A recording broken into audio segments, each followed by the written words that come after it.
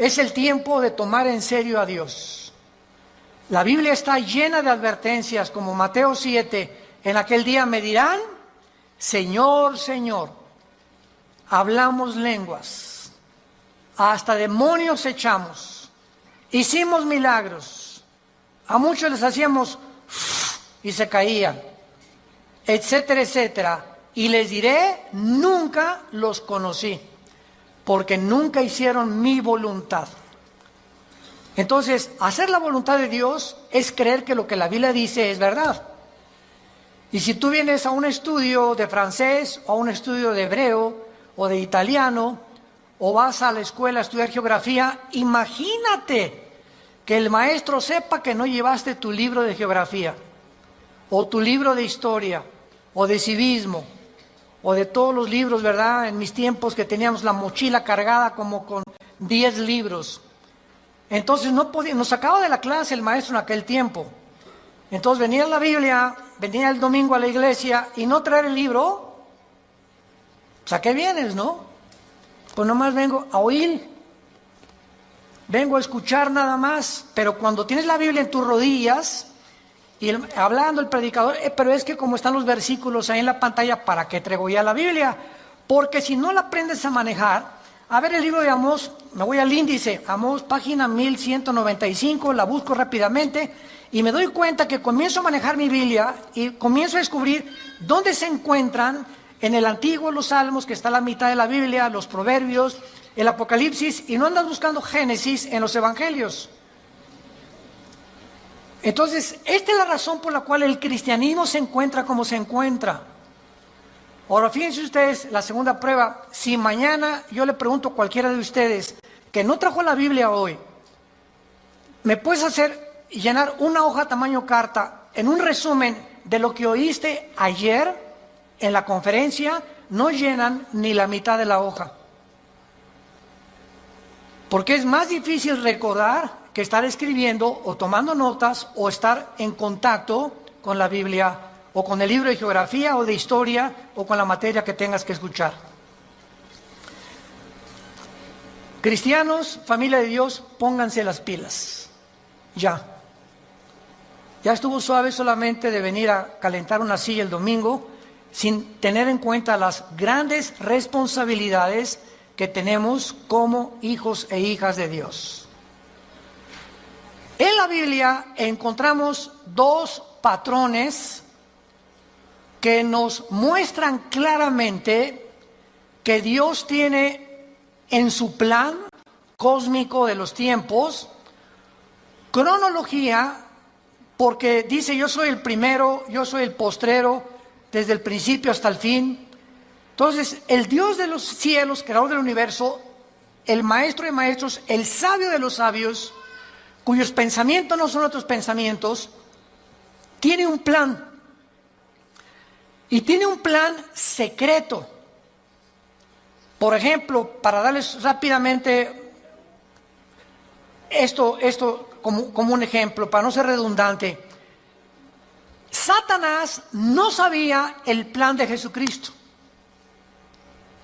Dice en 1 Corintios capítulo 2, si los príncipes de este mundo, o sea, está hablando de los principados satánicos, hubieran sabido que Judas no iba realmente a funcionar y que matando a Cristo se les iba a devolver el tiro por la culata, nunca Satanás se hubiera metido a Judas, ni hubieran crucificado a Cristo, ni el diablo hubiera asusado a los líderes religiosos para que lo crucificaran. ¿Por qué? Porque aunque sabían que venía el hijo de David y que algún día vendría un Mesías, no se mencionaba que era el Hijo de Dios. No se mencionaba que era Dios en la carne, aunque de alguna forma Isaías capítulo 7, capítulo 9, nacerá de una virgen, etcétera, etcétera, pero todo estaba muy velado. Entonces, el diablo y los demonios, lo único que sabían era realmente que él era un enviado de Dios, claro, Jesucristo, pero no entendían claramente que en su muerte se encontraba el secreto de su derrota y menos en su resurrección. Y cuando Cristo resucita a los 3 días, qué susto se llevó Lucifer al darse cuenta que ahí fue exhibido, dice Colosenses 2:14 en adelante, públicamente, como que Cristo venía a vencer y a decirnos que mayor es el que está entre nosotros que el que está en el mundo. Entonces, así la Biblia está llena de secretos y de piedras preciosas escondidas que Dios le quiere revelar a los cristianos, pero no a todos los cristianos. Oiga, ¿de qué está usted hablando? ¿Que no todos somos iguales? Somos iguales en cuanto a que somos hijos de Dios. Pero así como en los apóstoles encontramos en el cuadro de la última cena, a uno nada más de los 12 apóstoles recargado en el pecho de Jesús, ¿quién era? El apóstol Juan. ¿Por qué solo a Juan se le retrata en el pecho de Jesús? Porque era el apóstol del amor, el apóstol que él escogió, en lugar de los otros 11, estar más cerca de Jesús. Y ese lugar en el pecho de Jesús está vacante. Entonces, hay cristianos que están más cerca de Jesús que otros, son cristianos, pero como Pedro algún tiempo de su vida, lo siguen de lejos. Nunca traen la Biblia, llegan a un hospital a hablarle a una persona, a tu mamá, a tu madrina que se está muriendo, que tiene cáncer, y llega el doctor, ¿alguien puede leer un salmo en un velorio, en un entierro? Y los cristianos, piu, piu, piu. No abren ni el pico, nada absolutamente, porque no saben ni dónde se encuentran los salmos, ni qué pasaje leerle de la Biblia a un enfermo, o cómo guiarlos y decirles que necesitan el plan de salvación, recibir a Cristo. Entonces tú tienes que tener una Biblia en tu coche, otra en el baño, otra en tu oficina, en tu cuarto, en tu taller. Hay otras chiquitas que traen para cuando viajas en el avión, en el autobús, etcétera, etcétera. Tenemos que ser hombres y mujeres de la palabra de Dios. Y hasta que tú tomes esa decisión en tu vida, las cosas van a cambiar como no te imaginas. Porque serás fortalecido como un árbol plantado junto a corrientes de agua, que da su fruto a su tiempo, su hoja no cae, y todo lo que hagas, escúchame bien, todo lo que emprendas, prosperará. Porque el fruto de nuestra prosperidad y nuestras bendiciones vienen de nuestro contacto con este libro. Muy bien, dentro de la cronología del plan de Dios, Dios le dio a Israel la semana de 7 días, 6 días de trabajo por 1 descanso, y al mismo tiempo que Dios creó en 6 días el universo, el 7º de descanso, Dios dice en el Salmo 90, en Primera de Pedro, que para Dios un día de 24 horas es como 1000 años. Con mucho cuidado, síganme. Entonces, estos 6 días de 24 horas, Dios le da a Israel semanas de años también. En otras palabras, bíblicamente, la historia del ser humano, desde Adán hasta que venga Jesucristo en su segunda venida, tienen que pasar 6000 años. Por ahí ya vamos bien. No puede pasar más tiempo porque es el tiempo exacto de Dios. 6000 años. Ahora, ¿cómo estamos contando nosotros los años a través de la historia? El impacto de Jesucristo en la historia ha sido tan grande. Señores historiadores, maestros, sociólogos que nos visitan, ateos, escépticos y agnósticos, la historia la contamos desde antes o después de Buda. Antes o después de Mahoma, antes o después de Zoroastro, antes o después de Mahatma Gandhi, antes y después de Cristo y después de Cristo. Es tan grande el impacto de Cristo que divide la historia. Es tan grande que se celebra su nacimiento en Navidad y en Semana Santa su muerte. No hay otro personaje en la historia que haya impactado tanto al mundo como la vida de Jesús de Nazaret. Ahora, este impacto de Jesucristo en la historia nos muestra que no sabemos cuándo nació. Muchos dicen que nació entre el año 6 o 7 de nuestra era cristiana, no en el año 1. Porque de Cristo en nuestros días tienen que pasar, ¿cuántos años? 2000 años. A ver, vamos por orden. De Adán a Abraham pasaron 2000 años. De Abraham a la cruz, 2000 años. ¿Cuántos van? 4000. Y de Cristo a nuestros días, 2000 años más, para que se cumplan los 6000 años de historia y entramos al milenio, que es el 7º día de descanso o las vacaciones del cristiano. Por eso son 1000 años el milenio. Entonces, si han pasado estos 2000 años de Cristo a nuestros días, ¿por qué no ha venido? Lógico, ¿verdad? Bueno, vamos a ver algunas razones, y es maravilloso esto. Los judíos, en la Biblia, el año es de 360 días. ¿Lo sabías, verdad? El año de los judíos, o el año bíblico, es lunar, no solar. Los judíos contaban a través de la aparición y la desaparición de la luna como los días, no como nosotros. Y cuando un papa llamado Gregorio, en el siglo II, siglo III después de Cristo, el Papa Gregorio cambió el calendario lunar por el calendario solar que nosotros tenemos, de 365 minutos y segundos. O sea, se le agregaron al calendario 5 días por año, más los años bisiestos. Entonces, aquí hubo un desajuste, porque cuando llegaron los romanos en el año 70 después de Cristo, de que él murió, y finalmente en el año 135 después de Cristo, cuando ya arrasaron con Jerusalén, todos los libros de la Torá y los libros del judaísmo, donde tenían ellos la cronología y la contabilidad de los años desde Adán a nuestros días, de acuerdo a las genealogías de la Torá, desaparecieron. Y después los judíos volvieron otra vez a sacar 2 libros más, aparte de la Torá, que se llama el Talmud y el Mishnah. Estos 2 libros no son inspirados por Dios. Inspirado por Dios es la Torá, que involucra los 5 libros de la Biblia.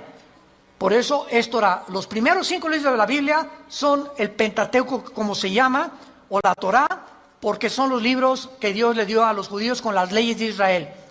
Pero el Mishnah y el Talmud son interpretaciones de la Torá. Entonces no fueron inspirados por Dios. Y en el Talmud y el Mishnah hay 600 más mandamientos que los judíos tienen que cumplir. Como por ejemplo en el Shabbat. La última vez que mi esposa y yo estuvimos en Jerusalén, ahora los invitamos, vamos a regresar en junio de este año a Jerusalén. Ya van más de 150 inscritos, increíble. Y a ver si nos alcanzan los cohetes, dirán. No. Lo que más me han, los correos que más hemos recibido, ahora que comenzó el conflicto entre Irán y Estados Unidos, que es un conflicto que se inició en 1979, cuando el Ayatollah Khomeini convierte Irán en la República Islámica de Irán. Antes de 1979, Reza, el Shah de Irán, era amigo de Estados Unidos y no había los problemas que hay ahorita. Pero entra el Ayatollah Khomeini en el 79, se convierte en la República Islámica de Irán y comienza a prevalecer la religión sobre el Estado. Ahora sí que ya no hay ni siquiera separación de iglesia y Estado, ahora es la religión la número 1 y los líderes religiosos mandan y gobiernan Irán, no el Estado, el presidente de Irán.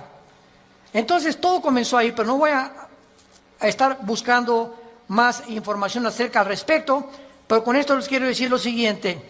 Desde ese tiempo Irán se convierte en una nación que ha financiado el terrorismo. Es declarada la número 1 del terrorismo por financiar a un grupo que se llama Hezbollah. Hezbollah significa el partido de Dios. que está financiado por Irán y tiene sus bases en el Líbano. Después Irán comienza a financiar a Al Qaeda, después comienza a financiar a Hamas de la Franja de Gaza y comienza a tratar de levantar grupos para tratar de destruir la nación de Israel. Sin embargo, en las últimas semanas o meses, esta nación ha cobrado o está resurgiendo en los encabezados públicos precisamente por el conflicto de que ahora la guerra ya no es con miras telescópicas para querer matar a un líder, ahora los matan desde el aire. Impresionante la tecnología a la que hemos llegado, ¿verdad? Ahora puede volar un dron sobre una nación. Escuchen esto, ese dron puede ver una caravana de 10 carros y ese dron sabe y tiene la foto, síganme con cuidado, de la persona a la que están buscando asesinar o eliminar, y el dron pasa y monitorea las 10 carros y sabe en qué carro va esa persona por la foto que trae la computadora.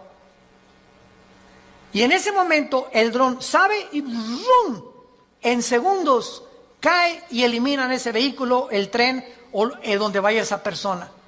Así fue como ha eliminado Rusia, Estados Unidos, Israel a muchos jefes militares o terroristas sin que tengan ya que estarlos esperando con una mira telescópica.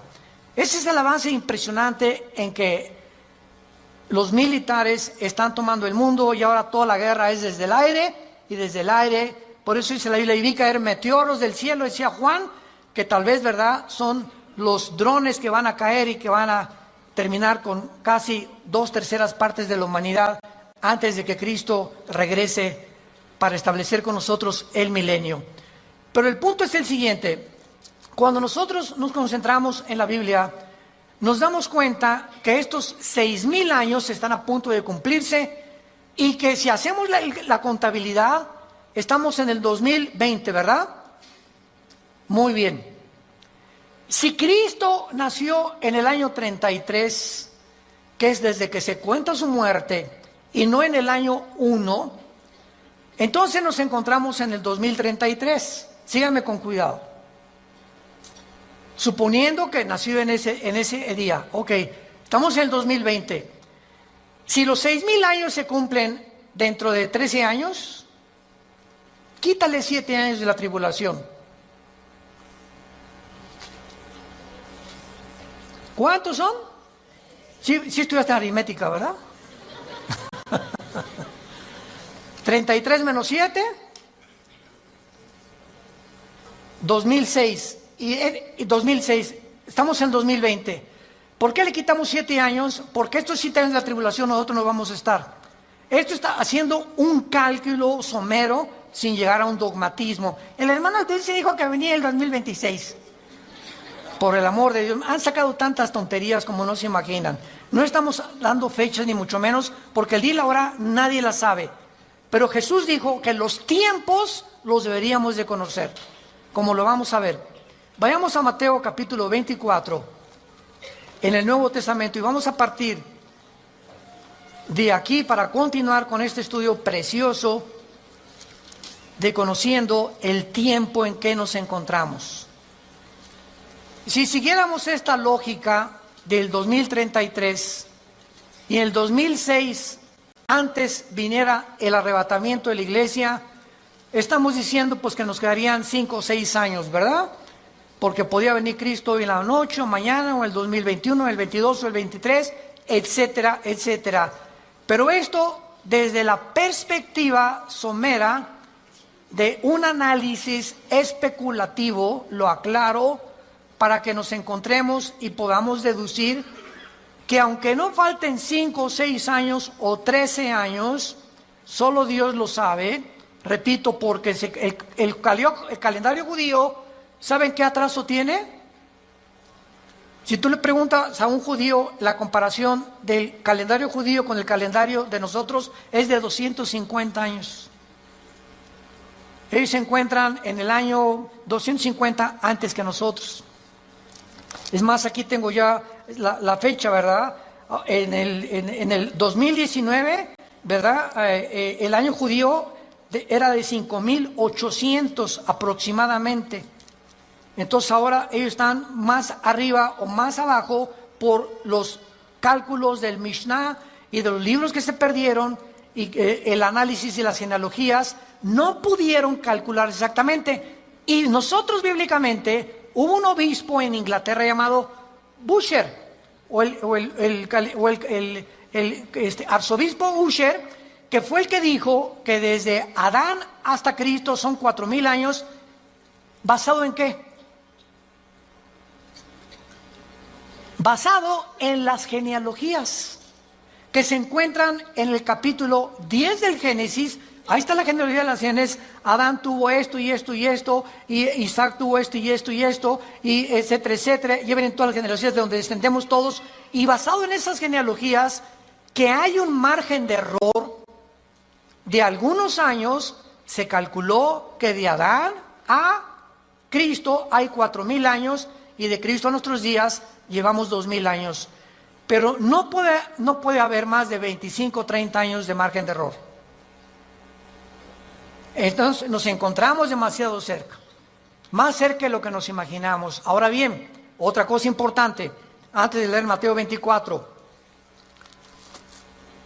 El rapto de la iglesia, es increíble que haya personas que ya ni en el rapto crean. Yo he escuchado conferencias de personas que no creen ya ni en el rapto. Estamos en la apostasía. Están negando cosas superbíblicas. Si el rapto de la iglesia comienza con la firma del anticristo, autorizando la reconstrucción del templo judío, en el momento que el anticristo confirme Daniel 9, 24 al 27, especialmente el 27, y firme, los judíos tienen derecho a habitar en paz sin que nadie los moleste por 7 años y pueden reconstruir su templo, ahí, ese día, ese minuto, esa hora, comienza los últimos 7 años que se conocen como el tiempo de angustia de Jacob, el día de la ira de Dios o de Jehová, y el Nuevo Testamento, segunda de Tesalonicenses capítulo 2, 3 y 4, el día del Señor.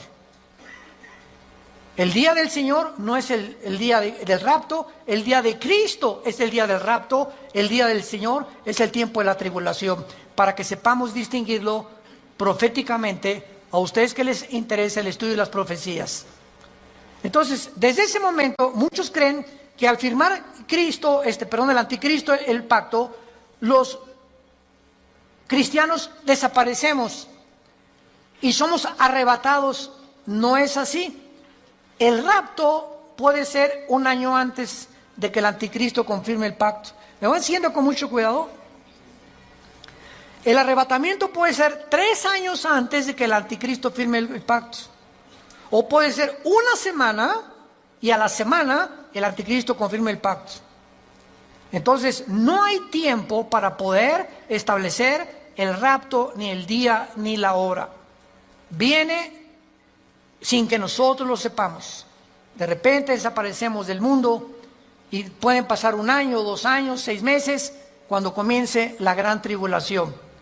Pero lo que es importante es que cuando la iglesia sea sacada del mundo, Dios regresa a tratar con Israel espiritualmente. En 1948, cuando los trajo y se constituyeron en una nación libre e independiente, ahí Israel renació, resucitó nacionalmente. Entonces los judíos regresaron en el 48 sin convertirse al Mesías, porque hasta la fecha en Israel la mayor parte de los judíos no creen en el Mesías, en Jesús. Solo un judío que se convierte se llama judío mesiánico. Nunca ellos se llaman cristianos. ¿Saben por qué? Porque cuando oyen la palabra cristiano, los judíos asocian el cristianismo con la Iglesia Católica. Y la Iglesia Católica los persiguió más de 250, 300 años en la Inquisición con el señor Torquemada en España. Y a los judíos que no querían aceptar a Roma como la salvación, los torturaron, los quemaron, los abrieron de piernas, a las mujeres les sacaban el bebé del vientre, hicieron terribles cosas que Hitler parecería Pinocho con lo que hicieron los nazis. Todos los judíos oyen hablar del cristianismo. Cuando veamos a Israel se los vamos a advertir. Aguas porque vienen las piedras, O sea, sobre todo en el muro de los templos, cuando están todos los judíos orando, ya ven que ellos hacen así. ¿Saben por qué hacen así al orar ellos? Porque uno de los salmos dice que al orar deben menear la cabeza y recordar que deben recordar lo que están orando. Por eso oran así ellos, entierran sus papelitos en el muro de los lamentos, traen su kipá, cubierta la cabeza. A nosotros se nos prohíbe taparnos la cabeza cuando estemos orando. 1 Corintios capítulo 11. Entonces, ellos lo pueden hacer porque son así, esa es su costumbre. Pero ellos, ¿verdad?, no creen en el Mesías y ellos asocian, si les dice soy cristiano, ellos no saben que el cristianismo no es el catolicismo. El catolicismo es la perversión del cristianismo.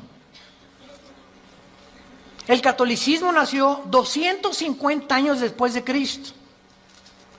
Durante 250 años no hubo papa, no hubo liturgias, no hubo sacramentos, no hubo santos a quienes invocar. No tenías que tomar una cosa o una hostia para decir que estabas recibiendo a Cristo. Pero se convierte Constantino, el último emperador romano, y entonces absorbe el cristianismo antes de él como la religión oficial del Sacro Imperio Romano. Y decimos en mi tierra, es la misma gata pero revolcada. Entonces el Imperio Romano políticamente se da la vuelta y se convierte con el mismo poder, escúchenme, pero religioso.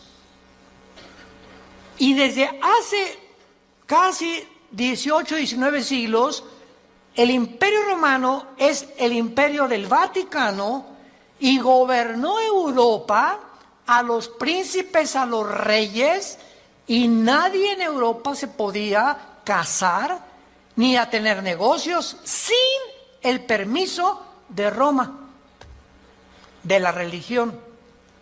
Y los que no pertenecían y aceptaban que el Vaticano era el único representante de Dios, los quemaban, los crucificaban, los echaron a los leones, etcétera, etcétera, etcétera. Ya hablando después del Coliseo romano famoso. Entonces, el cristianismo no es una religión, es una relación personal, viva, orgánica, dinámica, con alguien que está vivo. Y cuando salimos de la religión y nos encontramos con el Jesús resucitado, que quiere entrar a tu vida hoy, tal vez tú no lo tengas, descubres que el cristianismo es diario.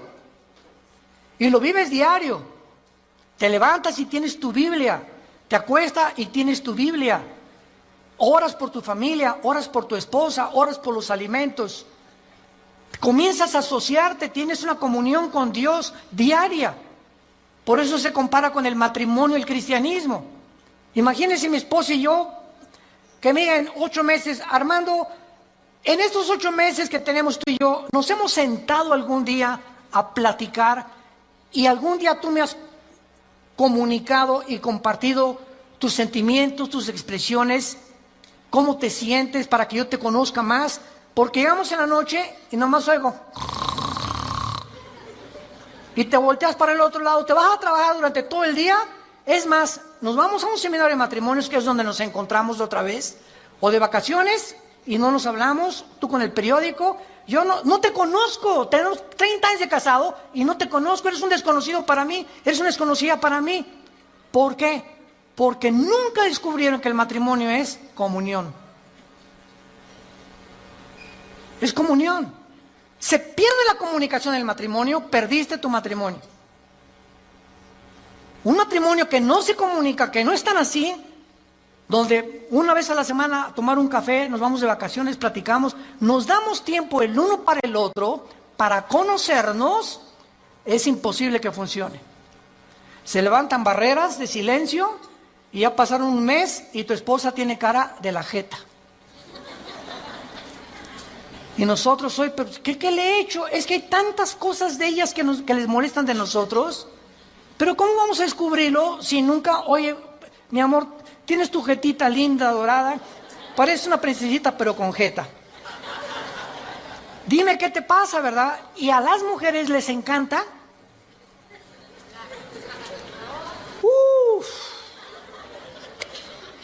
Porque no son como nosotros.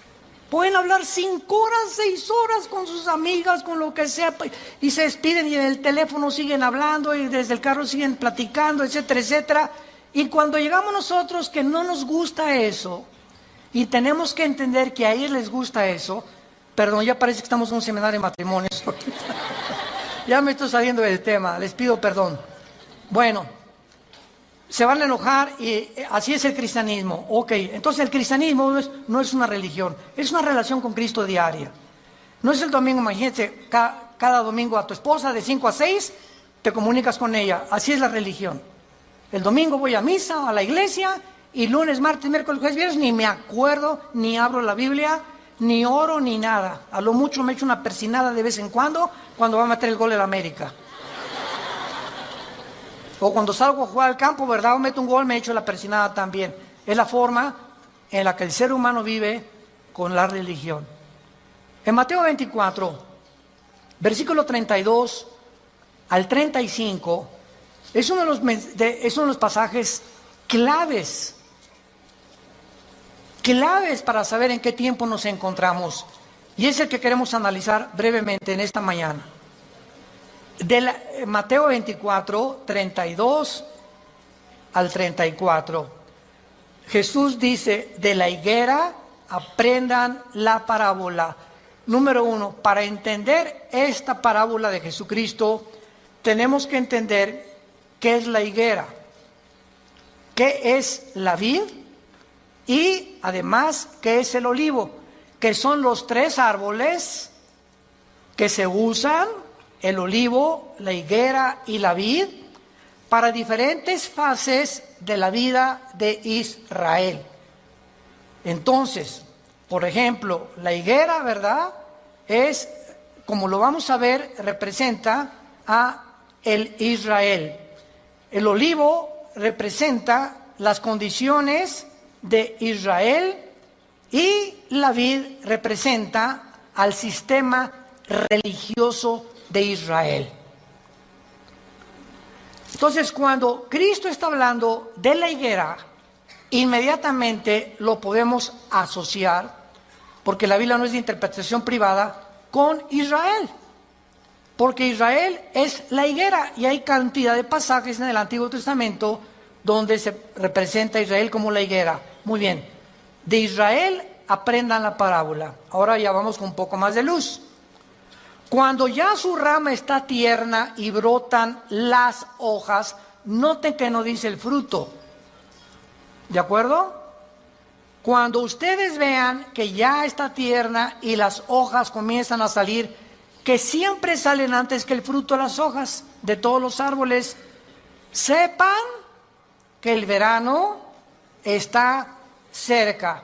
En otras palabras, cuando ustedes vean que Israel renace, ¿cuándo fue esto?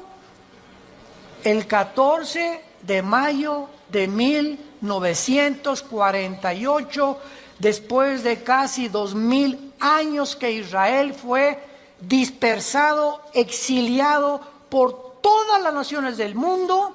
El milagro más grande de la historia es Israel, porque es la única nación en toda la historia que en un día se constituyó libre, soberano, Estado independiente. Nunca en la historia nadie había podido levantarse o formarse como una nación porque las naciones necesitan una constitución, necesitan o una república, o qué ideología vamos a tener, o para muchos años para que se forme una república como México, Revolución Mexicana, y Pancho Villa se pelea con Zapata, en el norte, Zapata en el sur, se junta, matan a Álvaro Obregón, viene la revolución, todos los Porfirio Díaz y todo lo que pasó, y poco a poco se va formando una república, y viene la constitución, etcétera, etcétera. Tarda años, muchas veces, en tener una constitución y formarse una nación. Israel en un día se forma toda la constitución de Israel. Por eso es un milagro. Cuando vean ustedes esto, versículo 33, cuando vean todas estas cosas, ¿qué cosas? Las cosas que en Mateo 24 oirán de guerras, rumores de guerras, pestes, hambres, terremotos. Será el principio, no el fin, el principio de los dolores. La generación que vea nacer a Israel, ¿quiénes somos? Nosotros. Los que han nacido entre 1946 a nuestra fecha se llaman los baby boomers. Ahorita creo que le llaman los millennials, ¿verdad? ¿O cómo les llaman, Caleva? Los de millennials. Ya tantos nombres, ya yo creo que le llaman los cibernéticos. Bueno, del 46 a nuestros días, una persona que nació en el 46 tiene ahorita 70, 73, 75 años, más o menos. Dios dice que los que vean estas cosas pasando, conozcan que está a la puerta. De cierto les digo, no pasará la generación de los baby boomers, versión de Alducin. Traduciéndolo al léxico del siglo XXI, no pasará la generación del 48 hasta nuestros días, hasta que todo esto acontezca. Más claro Jesús no podía ser. Ahora muy bien, ¿cuánto es una generación? El Salmo 90 y 1 Pedro capítulo 3 dicen que una generación es aproximadamente entre 80 y 90 años de edad. Dice, los más fuertes 85, 90. Porque sabemos que antes del diluvio pasaban hasta los 500. Noé a los 500 años fue papá. ¿Se imaginan? Matusalén a los 969 años es el personaje más grande que ha vivido, más que tu abuelito y el mío. Matusalén, 969 años. Viene el diluvio, cambió todo. ¿Y saben por qué se redujo la edad? Porque si Dios nos hubiera dejado vivir más tiempo, ya nos hubiéramos matado como las ratas. ¿De qué estoy hablando? Agarra un cuarto de 5 metros por 5 metros y mete 50 ratas. Van a vivir un mes. Redúcelo a la mitad. Van a vivir 15 días porque se matan más rápidamente. Y mientras más lo reduzcas, más rápido se muerden unas a otras. Mientras más grande el espacio, más tiempo viven. Entonces, así nosotros, Dios tiene que reducir más y más nuestra vida, porque mientras más querramos vivir, si así con 80 años de edad estamos al punto de una tercera guerra mundial, ahora imagínense que Dios nos hubiera concedido que viviéramos más tiempo. Entonces, por la misericordia de Dios, se redujo la vida en los más robustos, 85, 90 años. En el caso de mi familia, mis abuelos maternos de 97, 95 años murieron. En el caso de mi paterno, mi abuelo murió de 90, mi abuela de 95. Muy bien, veamos ahora estas cosas. Las hojas representan el nacimiento o el renacimiento nacional de Israel, porque regresaron en el 48 sin convertirse. ¿Cuándo Israel se va a convertir al Mesías? Romanos 11, 25 y 26. Apocalipsis capítulo 7, cuando Él selle a 144,000 judíos y ellos en el tiempo de la tribulación, nosotros ya no estamos aquí, el más grande avivamiento de Israel se convertirá cuando Jesucristo venga al final. Y cuando Él venga al final, todo Israel será salvado. Desde luego los que creyeron en Jesús como el Mesías. Entonces, es importante esto, ¿verdad? Porque las hojas representan el renacimiento de Israel de 2000 años y el nacimiento de la generación de la higuera. Cuando Israel se convierta, entonces el Israel será el fruto de la conversión, porque por el árbol, por el fruto lo conoceremos a un árbol. Si es un árbol de naranjas, da naranjas; si es un árbol de manzana, da manzanas. Ahorita Israel no ha dado fruto. ¿Cuál es el fruto? Amor, gozo, paz, benevolencia, que produce ¿quién? El Espíritu Santo. Y ellos no tienen a Ruach el Kadosh, al Espíritu de Dios que tiene la iglesia que Dios nos ha dado. Muy bien. Ahora, es importante que veamos en el capítulo 21 de Lucas algo sensacional, algo asombroso acerca de esto. Porque aquí hay una señal que es la siguiente. Si Israel no hubiera regresado en el 48, no sabríamos qué tan cerca estábamos del rapto. Tenía Israel que regresar en el 48 a la Biblia, porque desde el 48 que regresó Israel a la Biblia, se puede cumplir el rapto. Entonces, el hecho que hayamos nosotros sido la generación que esté contemplando este milagro de Israel en el 48, nos habla que el tiempo está ya contado. Si Israel no hubiera regresado, el anticristo que me va a perseguir. ¿Me están siguiendo? Si Israel no hubiera regresado, ¿quiénes iban a reconstruir el templo? Si Israel no hubiera regresado, ¿a quiénes 144,000 hubiera Dios en el capítulo 7 de Apocalipsis ungido con el Espíritu Santo? Entonces, Israel tenía que regresar para que las profecías de los últimos tiempos se cumplieran. Y tú y yo somos los testigos.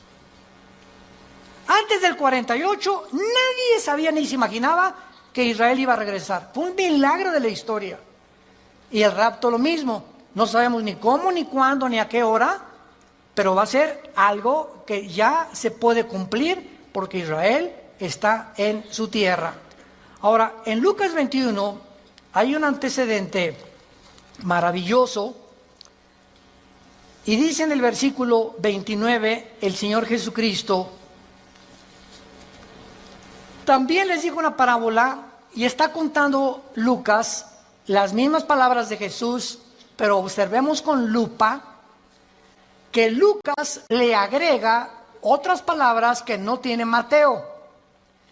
Y nos vamos a sorprender de esto. Miren la higuera. ¿Ya ves que te dije que trajes la Biblia? Aquí ya me doy cuenta quién la trae. Y todos los árboles. Eso no está en Mateo. En Mateo solamente es la higuera. Pero aquí se le agrega que no solamente miremos a la higuera, sino todos los árboles. ¿Quiénes son todos los árboles? En la Biblia, por ejemplo, en el libro de los jueces, en el libro de los Antiguos Testamentos, los árboles representan dos cosas: naciones y personas. Como en, por ejemplo, Ezequiel 31, el cedro representa al anticristo. Y los árboles, las naciones que van a estar alrededor del anticristo. Entonces, Cristo está diciendo, vean el renacimiento de Israel y vean las naciones que a su alrededor de él, en el Medio Oriente, van también en el mismo tiempo y en las mismas épocas a resucitar y a resurgir. Escuchen esto: la Primera Guerra Mundial preparó la tierra para Israel. La Segunda Guerra Mundial preparó a los judíos para la tierra de Israel.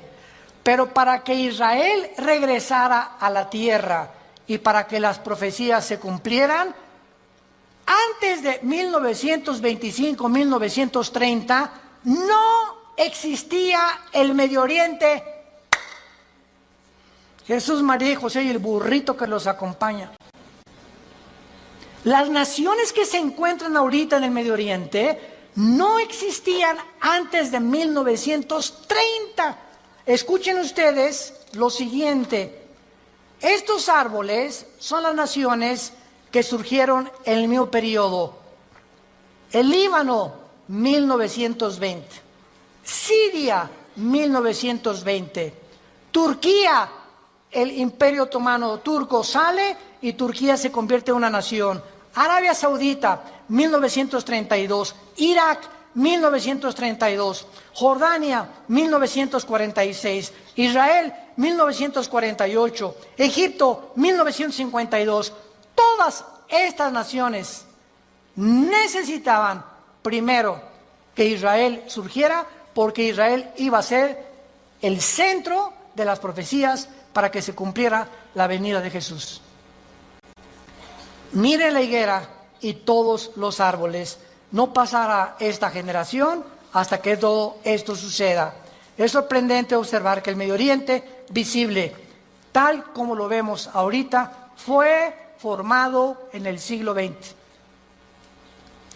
Existía la Mesopotamia, o sea, Siria y Irak, era lo mismo, era el Medio Oriente, pero no estaba la división entre Siria y entre Irak, Transjordania, Jordania, el Líbano, Egipto. Egipto existe desde hace cientos de siglos, pero no estaba formado exactamente con las divisiones geográficas que los ingleses y los franceses, que fueron los que colonizaron con Portugal y España el Medio Oriente, determinaron, y ellos fueron los ingleses y los franceses los que dividieron el Medio Oriente tal como nosotros lo conocemos actualmente. A Israel le asignaron ese pedacito de tierra, a Jordania eso, a Arabia Saudita eso, a Líbano eso, a Siria eso, y fue después de la Primera Guerra Mundial.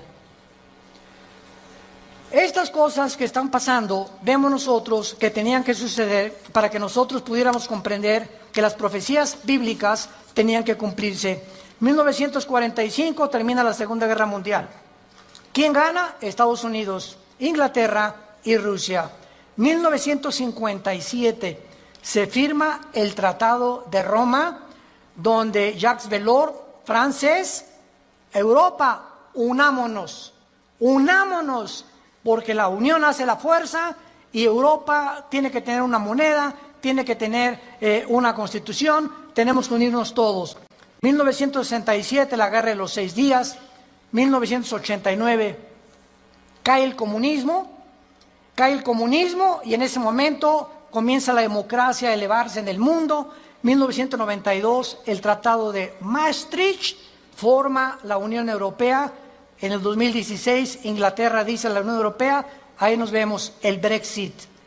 Los ingleses no quieren someterse al euro, quieren mantener su independencia con la libra inglesa, esterlina, y ellos quieren tener su propio gobierno, no quieren pagar los impuestos a la Unión Europea.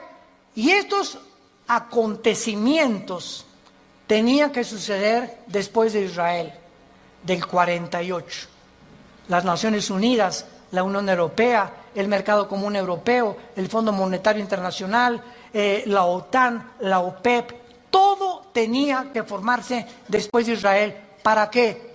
Para preparar el camino a las profecías que tenemos aquí de los últimos tiempos, y todos estos eventos han sucedido ante nuestros ojos para que sepamos que los cascos del Apocalipsis se escuchan en el cielo. ¿Qué es el 2021? Violencia, incendios en Australia, más de 1.000 millones de especies, ¿me escuchaste bien?, de animales han muerto en Australia. 1 millón de especies casi en las Américas de animales.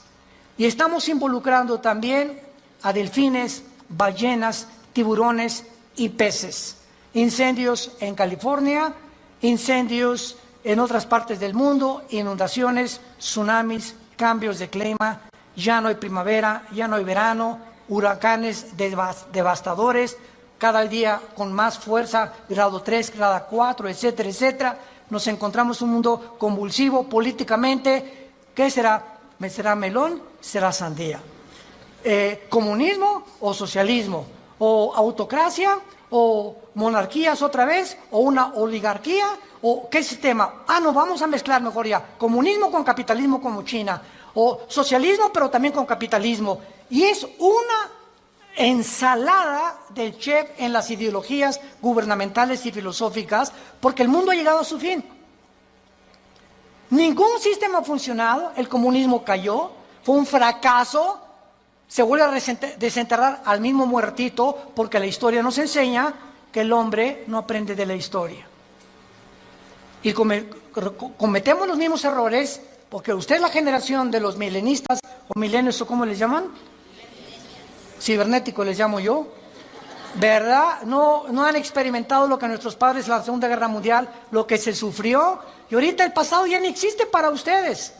Ahorita solamente la computación y esto dinero, y qué carrera es la que más dinero produce, y por acá y por allá, y somos movidos por una ambición, una especulación, una comercialización de todo en todas las cosas, porque el mundo se dirige al comercio. ¿Sabían ustedes eso? El anticristo va a establecer un sistema de comercio en Medio Oriente que va a ser el Plaza Galerías más grande del mundo, en Irak, donde nació tu madrina. Y cuando nosotros veamos estas cosas, nos damos cuenta que el mundo se encuentra en un precipicio, que nos queda muy poco tiempo. Yo te pregunto, ¿tú eres cristiano? Si me contestas que sí, te hago la segunda pregunta. Desde que tú te convertiste, ¿has guiado a alguna persona a recibir a Cristo en su vida? ¿O eres de las personas que estás en el hospital con tu madrina muriéndose? Pastor, ¿puede venir a hablarle a mi esposa de Cristo? ¿A mi madrina? Oye, entonces, ¿qué tú no le puedes dar un versículo de la Biblia o compartir el plan de salvación? ¿No sabes cómo guiar a tu madrina en agonía a que reciba a Jesucristo en su cama? Tienes que recurrir al pastor. Se murió. ¿Puede venir al funeral para predicarles de Cristo? ¿No lo puedes hacer tú? Claro que vamos, porque es nuestra responsabilidad de los pastores. Pero ojalá que se levantaran más familias ya con un liderazgo, con la convicción profunda de que es lo más importante que el ser humano pueda tener, regresarse a Dios y pedirle perdón por tus pecados. ¿No lo quisieras hacer tú en esta mañana? ¿No quisieras tú considerar ante los acontecimientos que nos rodean que verdaderamente necesitas a Dios? Que tú no puedes ya seguir jugando a la matatena con el cristianismo, ni creyendo o engañándote, que es peor. Porque una persona engañada no sabe que está engañada porque está engañada. Entonces, para que alguien sepa que está engañado, tiene Dios con la Biblia que decirle: estás mal. Tú crees que eres, pero no eres más que un pobre, desventurado, miserable y desnudo pecador que tiene necesidad. Que unja tus ojos con colirio, como la iglesia la Odisea en Apocalipsis capítulo 3, y que tengas una relación conmigo todos los días. Que te levantes en la mañana y lo primero que hagas: mi alma tiene sed de Dios. Como el siervo clama por las aguas, mi alma tiene sed de Dios. ¿Hay esa pasión por Dios en tu vida? ¿Buscas a Dios con todo tu corazón? ¿Vienes al domingo y ya traes tu Biblia? ¿Ya te cayó el 20? ¿Realmente estás convencido que esto es lo que realmente Dios quiere para tu vida? Despiértense, porque el día está amaneciendo